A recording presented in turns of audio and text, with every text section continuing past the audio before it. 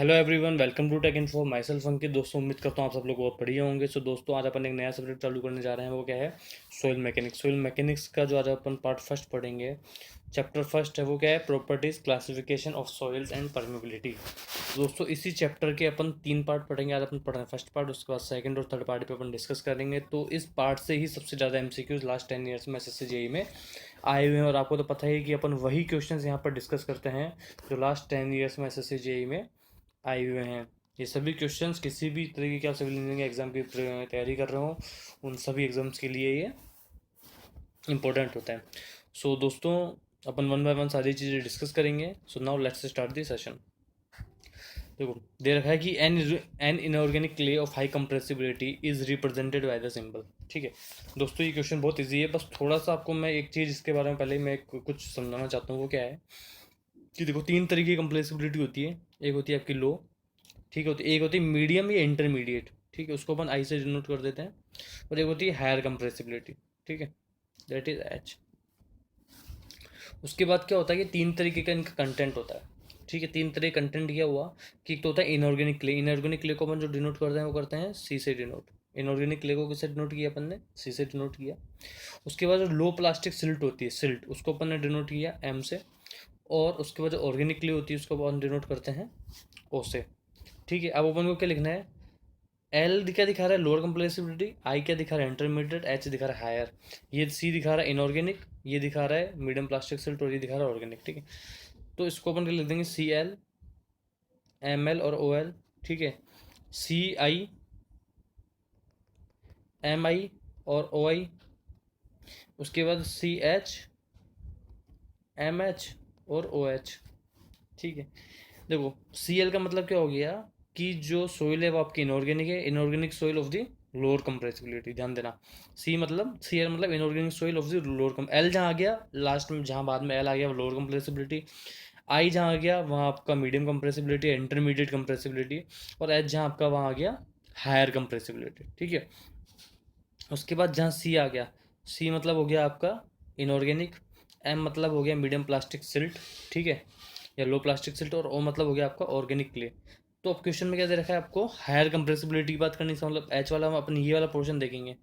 ठीक है, higher compressibility में भी कौन सा? इनऑर्गेनिक। इनऑर्गेनिक मतलब सी। तो आंसर क्या हो जाएगा? C S. Option number B is the right answer.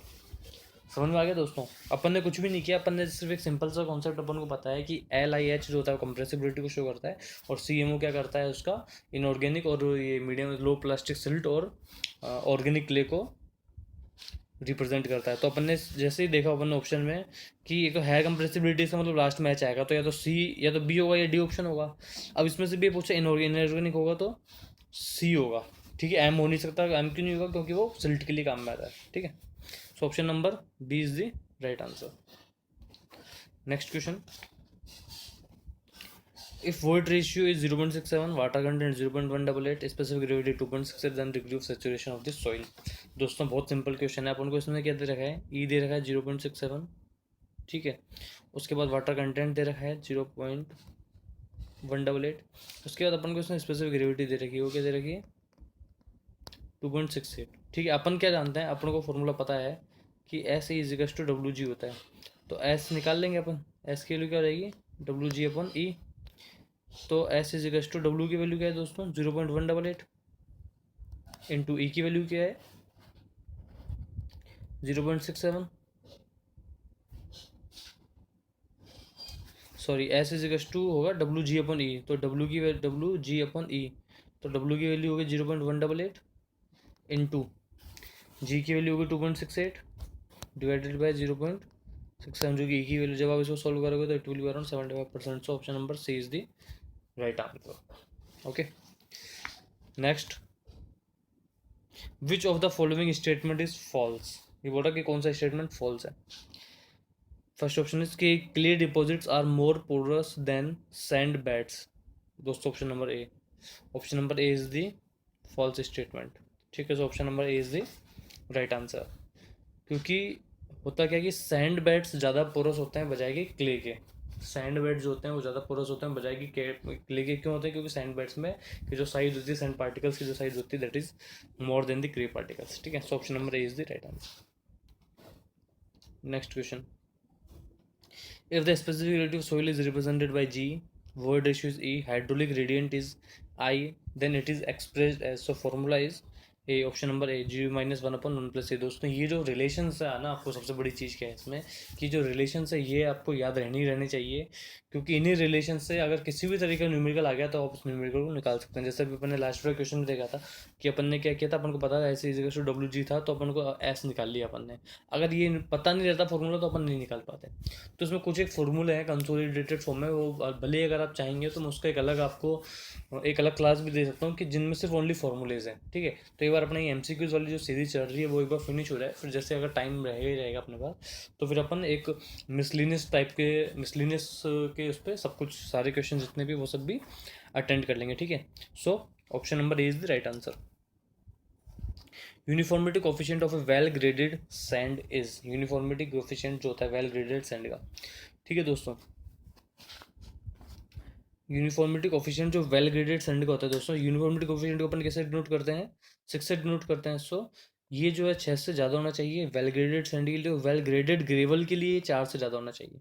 ठीक है, ध्यान देना कि जो यूनिफॉर्मिटी कोफिशिएंट है आपका 6 से ज़्यादा होना चाहिए वेल ग्रेडेड सैंड के लिए। ठीक है, क्वेश्चन में क्या पूछा, वेल ग्रेडेड सैंड पूछा, तो it will be greater than 6, option number C is the right answer. और अगर वेल ग्रेडेड ग्रेवल पूछ ले तो 4 होना चाहिए, so it means it should be greater then 4 for well gravel, और 6 होना चाहिए वेल ग्रेडेड सैंड के लिए। सो next question is the moisture content of a soil below which the soil volume becomes constant is called, that is shrinkage limit। दोस्तों कि ऐसा moisture content जिसके नीचे जो सोइल है का वॉल्यूम है वो कांस्टेंट हो जाता है, वो क्या कहलाता है आपका, श्रिंकेज लिमिट कहलाता है।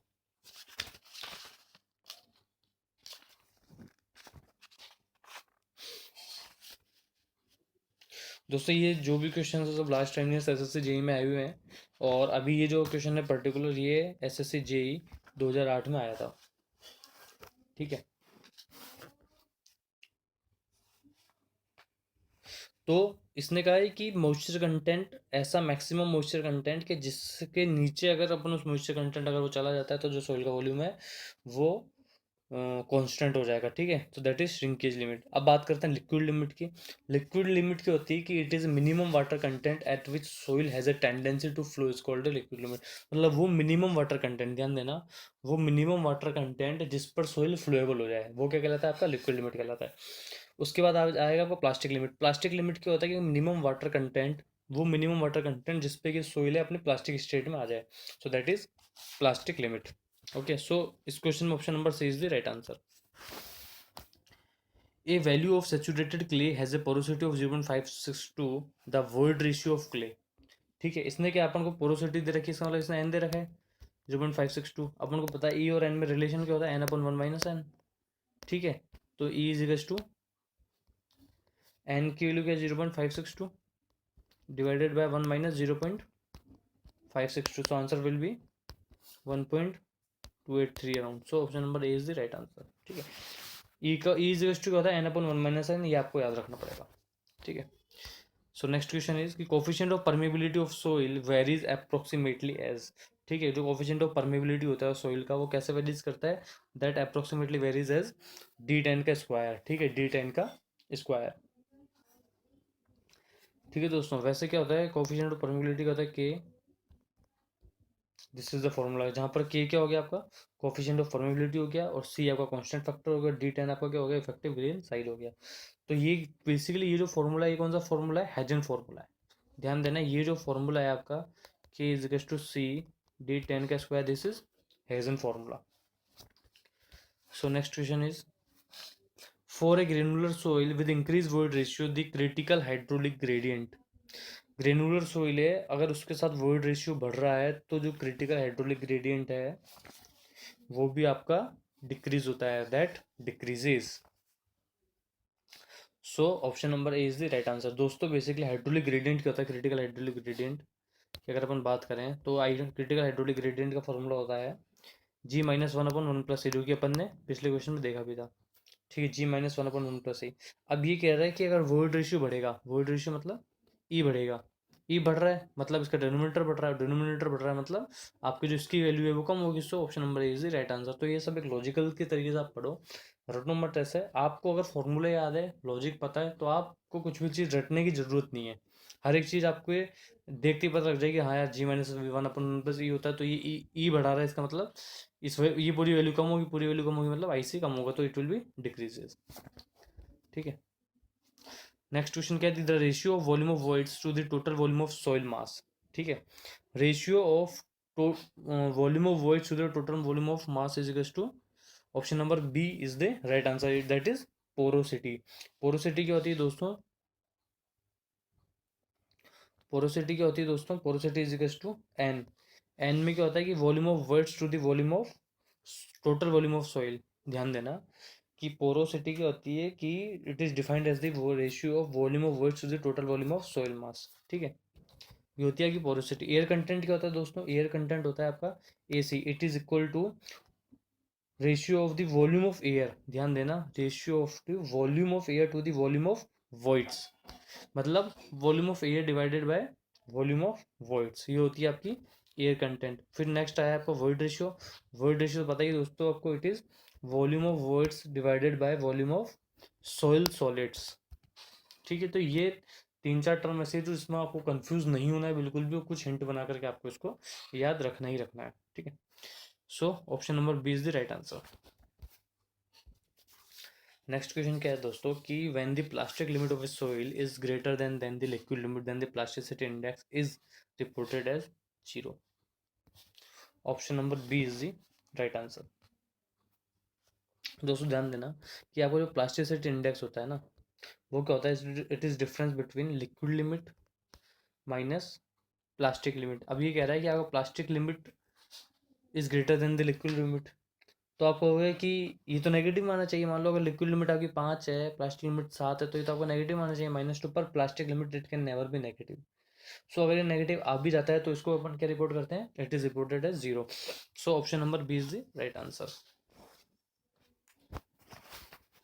दोस्तों ये जो क्वेश्चन है आपसे, ये सब क्वेश्चंस एसएससी जेई में पूछे जा चुके हैं, और ये वाला पर्टिकुलर जो क्वेश्चन है ये एसएससी जेई 2009 में पूछा गया था। नेक्स्ट क्वेश्चन क्या है दोस्तों कि physical properties which influence permeability. Physical properties which influence permeability are, that is viscosity और यूनिट वेट, दोनों इसको करती है अफेक्ट या इन्फ्लुएंस। ठीक है, तो परमेबिलिटी को जो आपको विस्कोसिटी भी अफेक्ट करती है और यूनिट वेट भी अफेक्ट करता है।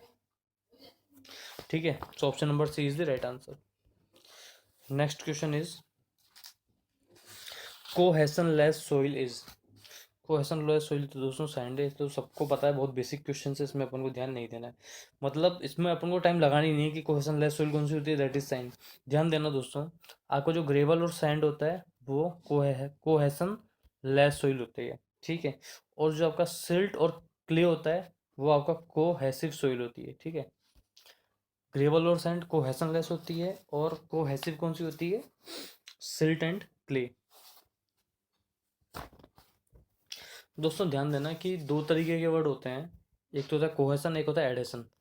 कोहेसन किसको कहते हैं, कोहेसन उस चीज को कहा जाता है जब जो फोर्स है दो सिमिलर पार्टिकल्स के बीच में लगता है। ध्यान देना, जो सी है, सी मतलब cohesion, cohesion force is defined as a force जो कि दो सेम पार्टिकल्स के बीच में लगता है। एडिशन जो फोर्स होता है वो दो डिफरेंट पार्टिकल्स के बीच में लगता है, बस इन दोनों में डिफरेंस है ये। कोहेसन जो है सेम पार्टिकल्स के बीच में लगता है, और जो एडिशन है वो डिफरेंट पार्टिकल्स के बीच में फोर्स लगता है, या बॉन्डिंग होती है, जो म्यूचुअल बॉन्डिंग होती है वो। ठीक है, दैट इज कोहेसन और एडिशन में ये डिफरेंस है, कोहेसन और एडिशन में। ये आपको थोड़ा सा बेसिक इससे आपका क्लियर होगा कि कोहेसन लेस क्यों हुआ, इसका मतलब इनके बीच में आपस में बॉन्डिंग नहीं है, और कोहेसिव क्यों, क्ले और ये जो सिल्ट है इनके बीच में आपस में बॉन्डिंग है, अच्छा इनका बीच में कोहेसिव फोर्स है। ठीक है, सो नेक्स्ट क्वेश्चन इज कि the sharing strength of A cohesion less soil depends upon. Cohesion less soil की जो शेयरिंग स्ट्रेंथ है वो किस पे डिपेंड करती है, ड्राई डेंसिटी पे भी डिपेंड करती है, रेट ऑफ लोडिंग क्या है, कन्फाइनिंग प्रेशर क्या है। तो इसका मतलब ये option number D is the right answer, कि इन तीनों ही फैक्टर्स पे जो आपका shearing strength of cohesion less soil है that depends. Okay, so next question is कि ratio of liquid limit to the plasticity index for a soil mass is called. Ratio of liquid limit to the plasticity index is called, liquid index में नहीं होता shrinkage ratio. So option number D is the right answer कि इन तीनों में से कोई भी नहीं होता, that is none of the above. ठीक है दोस्तों।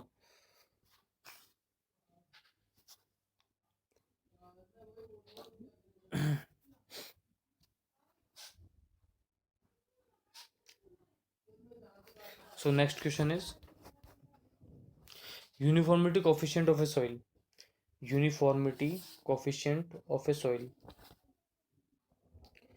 दैट इज इक्वल टू और ग्रेटर देन 1 होता है। Coefficient of uniformity of soil पूछ रहा है ये, इसका मतलब ये क्या पूछ रहा है, सी यू पूछ रहा है। ये क्या होता है आपका D60/D10 होता है, ध्यान देना।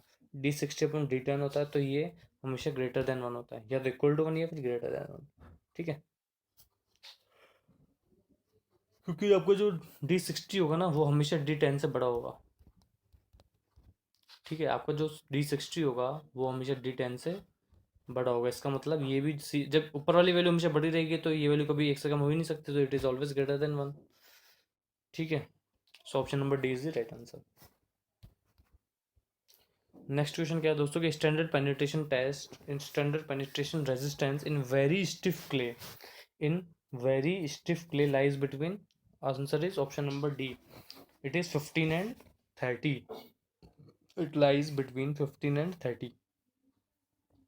वेरी स्टिफ है तो ठीक है दोस्तों, कुछ 5-7 तरीके की कंसिस्टेंसी होती है आपका। एक तो हो गया वेरी सॉफ्ट, ठीक है, एक हो गया आपका सॉफ्ट, एक हो गया मीडियम, ठीक है, एक हो गया स्टिफ, एक हो गया वेरी स्टिफ, और एक हो गया आपका हार्ड। ठीक है, इसमें अलग अलग तरीके का स्टैंडर्ड पेनिट्रेशन रेजिस्टेंस होता है। जो एन होता है वो आपका दे रखा होता है, जैसा ये हो गया आपका 0 से 2 के बीच में, ये हो गया 2 से 4 के बीच में, ये हो गया आपका 4 से 8 के बीच में, ये हो गया 8 से 15 के बीच में। उसके बाद ये जो वेरी स्टिफ वाली जो है वो होती है 15 से 30 के बीच में। और फिर जब ग्रेटर देन 30 होती है तो वो हो गया हार्ड की कंसिस्टेंसी। ठीक है, तो ये इतने तरीके की कंसिस्टेंसी होती है, आप याद रख सकते हैं। ऑप्शन में अपन ने पूछा है कि अपन से पूछा है कि वेरी स्टिफ क्या होती है। ठीक है, तो वेरी स्टिफ जो रेंज है वो है 15 से 30। So option number D is the right answer. Next question is की coefficient of curvature for a well graded soil must be in range. ठीक है, बोला coefficient of curvature, coefficient of curvature for a well graded soil must be in range. ठीक है दोस्तों, तो उसकी जो रेंज होती है बेसिकली वो होती है 1 से 3। इसकी जो रेंज होती है वो होती है 1 से 3। 1 से 3 इसमें भी नहीं है, 3 से 4 में इसमें भी नहीं। So option number D is the right answer, none of the above. Coefficient of curvature की जो रेंज होती है फॉर वेल ग्रेडेड सोइल, उसकी रेंज होती है 1 से 3। 1 से 3 इस पूरे ऑप्शन में नहीं है, so option number D is the right answer. Next question क्या है दोस्तों कि quick sand is a, quick sand क्या होती है कि flow conditions occurring in cohesionless soil, कि जब फ्लो कंडीशंस उसकी बन जाती है किसमें, कोहेजन लो सॉइल में, then that is called the quick sand. Basically दोस्तों क्विक सैंड क्या है, quick sand is not a type of sand, it is a hydraulic condition. ध्यान देना, क्विक सैंड कोई टाइप ऑफ सैंड तो है नहीं, it is a hydraulic condition when flow takes place in upward direction.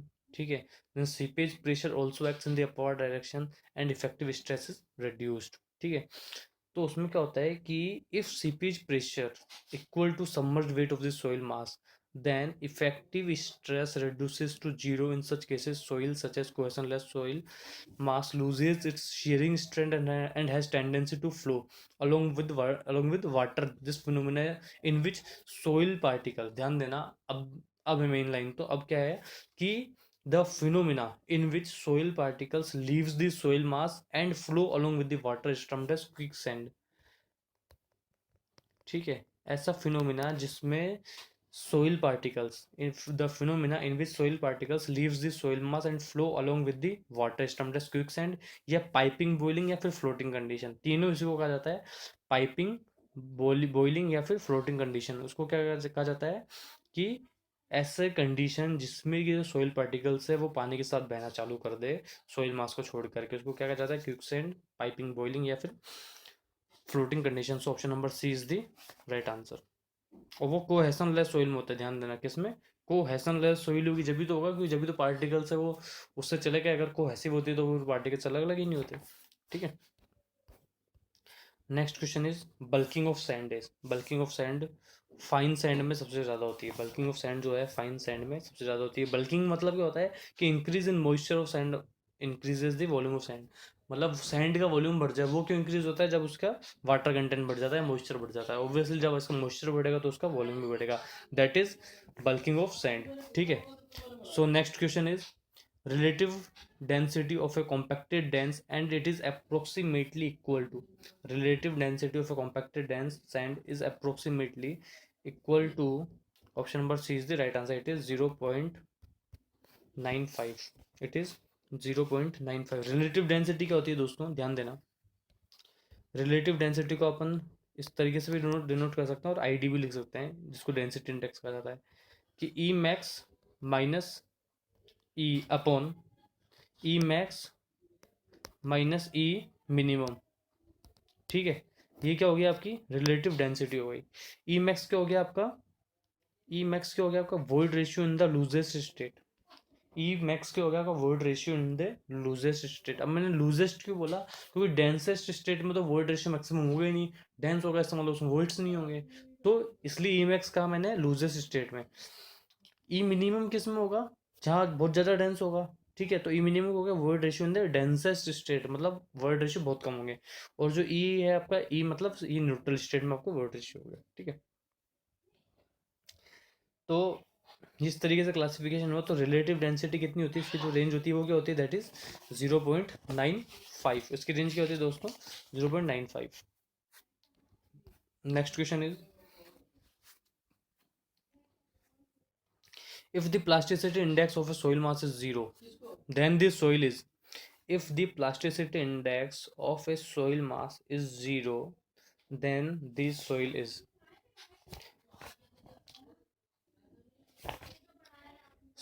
so option number C is the right answer। plasticity index अगर किसी soil mass की 0 है, then this soil is sand, then the soil is sand। ठीक है। so option number C is the right answer। next question is कि water content of soil, water content of soil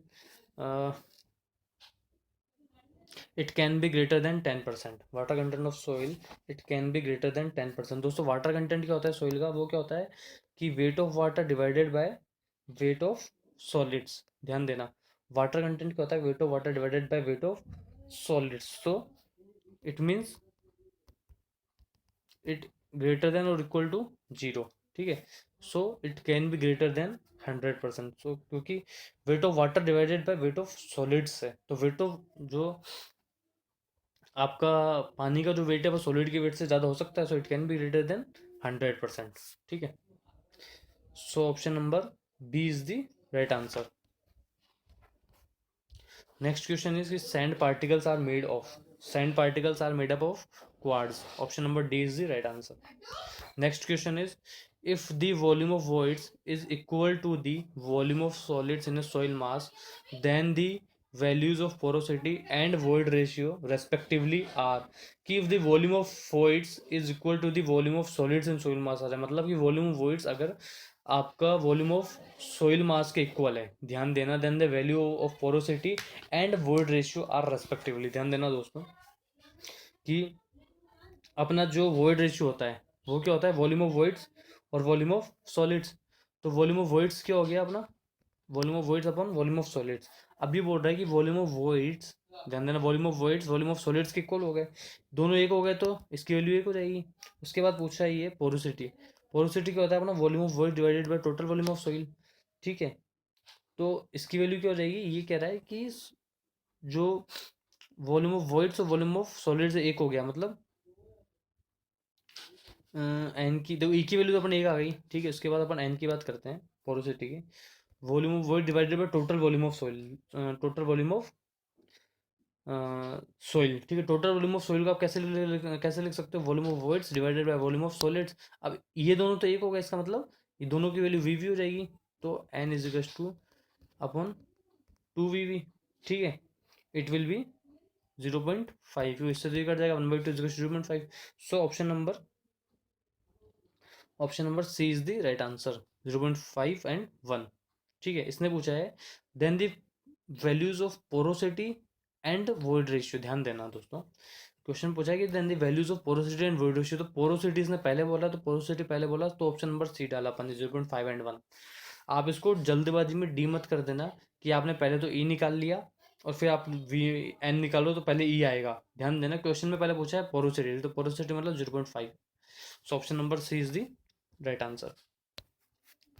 next question is clay is generally दोस्तों मैंने आपको बताया था it is cohesive soil. जो clay होता है वो क्या होती है, आपकी कोहेसिव सॉइल होती है। नेक्स्ट क्वेश्चन इज कि the volume of voids to total volume of soil mass, the volume of voids to the total. दोस्तों ऐसे क्वेश्चन तो आपको देखते करते हैं ना, पोरोसिटी होती है, N is equal to volume of voids to the total volume of soils. ठीक है, नेक्स्ट क्वेश्चन क्या है दोस्तों, the ratio liquid limit minus water content divided by plasticity index for a soil mass, that is called दोस्तों, that is consistency index. Consistency index क्या होता है दोस्तों, liquid limit minus water content divided by plasticity index. ध्यान देना, consistency जो index होता है आपका वो क्या होता है, कंसिस्टेंसी इंडेक्स अपन से डिनोट कर देते हैं अभी, it is liquid limit minus water content divided by plasticity index. ठीक है, उसके बाद आप आ जाओ लिक्विडिटी इंडेक्स। लिक्विडिटी इंडेक्स क्या होता है, it is water content minus PL plastic limit divided by plasticity index. ठीक है, ये आपका हो गया लिक्विडिटी इंडेक्स। उसके बाद आपका एक टफनेस इंडेक्स भी होता है दोस्तों।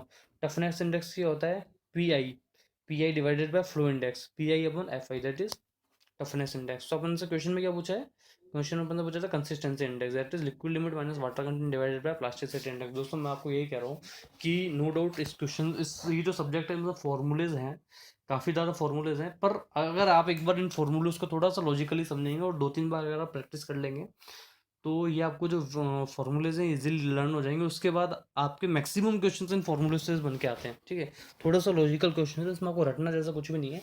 और एक बार अपना ये जो MCQ वाली जो सीरीज चल रही है ये एक बार फिनिश हो जाएगी, उसके जस्ट बाद अपन कुछ ऐसी चीज़ें सेलेक्ट कर लेंगे जो आप लोग बताएंगे कि सर इस चीज़ का वीडियो चाहिए, इस चीज़ का वीडियो चाहिए, तो वो वीडियो अपन एक बार 1 बाय 1 फिर डिस्कस करते जाएंगे।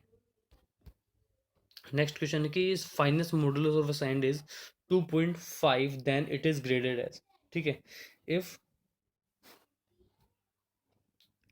Finest modulus of sand is 2.5, ध्यान देना 2.5 दे रखी है, तो it will be graded as to fine sand, it will be graded as fine sand. ध्यान देना दोस्तों, मैं आपको एक यहाँ लिस्ट बना देता हूँ। ठीक है, इसमें तो आ जाएगा आपका टाइप ऑफ सैंड कि या तो वेरी फाइन होगी, ठीक है, या फाइन होगी, फिर मीडियम सैंड और फिर कोर सैंड। ठीक है, इसमें फाइनेस्ट मॉडुलस की रेंज कर देता हूँ, 2.2 से कम हुई तो वेरी फाइन, 2.2 से 2.6 हुई then it is fine sand, 2.6 से 2.9 हुई तो मीडियम सैंड, और अगर फाइनेस मॉडल बढ़ता जा रहा है 2.9 से 3.2 हुई तो ये कोर सैंड। क्वेश्चन पूछा 2.5 किस में आ रहा है, इसमें आ रहा है, so it will be fine sand. Option number B is the right answer. आप भले इसका स्क्रीनशॉट ले सकते हैं।